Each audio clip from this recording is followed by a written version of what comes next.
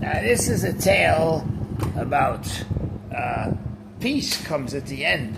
At the end of the book, when the KKK is defeated by the Split River Junction chief of police, and that's when evil is defeated. This is if you like spaghetti westerns, cops and robbers. You want this Split River Junction Battle Blues. Split River Junction Battle Blues. Louis Lapierre had been, for a long while, the police chief of Split River Junction. As much the younger brother Tommy had his entire life lived in a double-decker homestead on Handy Street, located directly across the way from the Brass Mule Tavern, which sat itself in a 5-floor red brick rooming house, filled to the buckling rafters with love-making, arguing, and storm-weathering tenants. Their wall-pegged mirrors split the cracks down the zigzag middle, reflected a multitude of 3-day bearded men of every nationality, as well as long-gowned women throwing their looking-glass poses, waltzing to and fro, as well as being split in half by a long tracked rail alongside weed-choked high grass this long in the Took southbound rail hauled freight cargoes as well as passenger trains, sitting as it did across the way from the near-toward grocery shop, frequented by long-gowned ladies and brass-mule squires, some of them with age-varying children.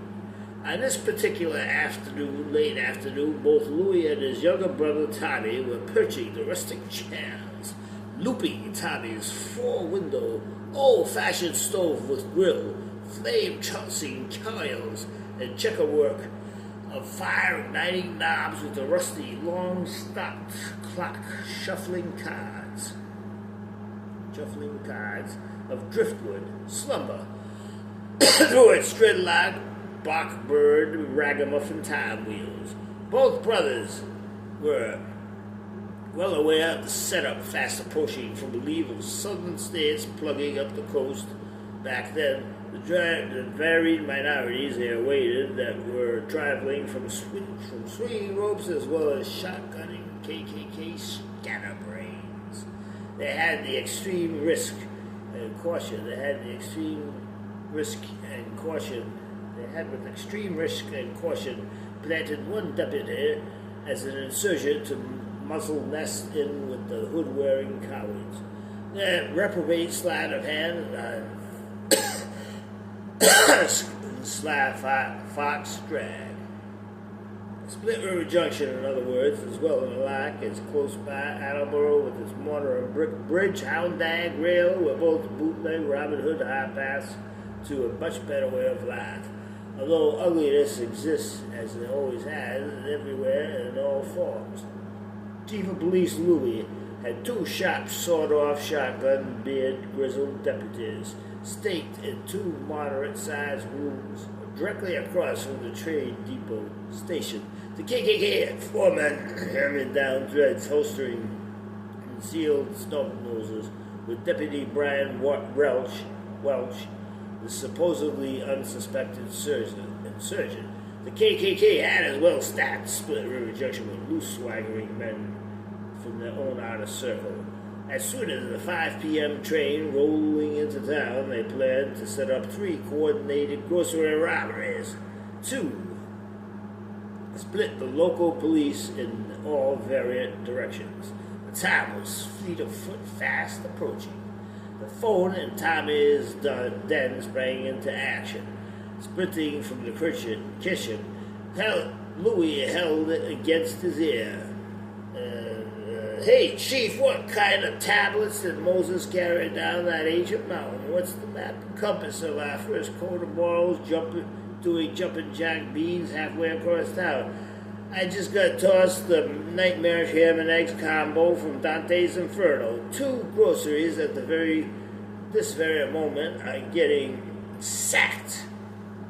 If I were you, I'd bust out the defense artillery and shag me timber up here right away. Stanley steamer and the half-shell, barked Warhorse, panty tail, hammer hands, Louis. Gotcha. I got a roll, Tommy. 2 bootleg Chevy Timbers and simultaneous rooster coop drag down cat's pajamas. Louis advised his little brother industriously dock some sky brewing code lingo. Just as the train was nosing into town, the local police were split in 3 groups. Danger was their business. The chief, as well as the deputy spider Hotfoot, jammed the car in front of one grocery while 2 other deputies took the heat off the other. Both of them crashed into the first grocery. One KKK in the middle aisle, the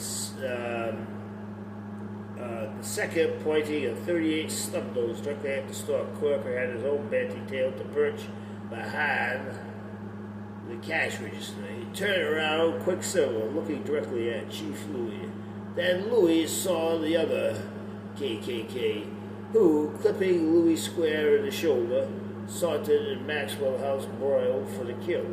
Staggering backwards, Louis grazed the clown's right ear with a humming jackhammer claw and sent the screws loose 52 card shy of a full deck KKK idiot spinning with the second clip in the midriff. A third one below decks dished spaghetti western style, dusted off the barbells as they might a peanut-sized bowling pins.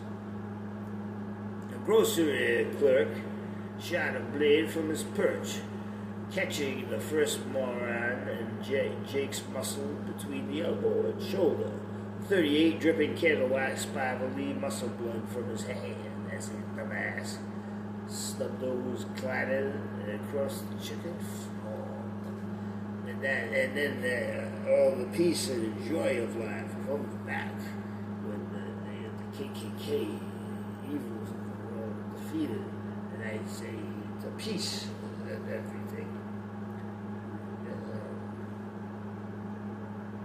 Sometimes we have to, fight for our rights, Yes, but good always triumphs.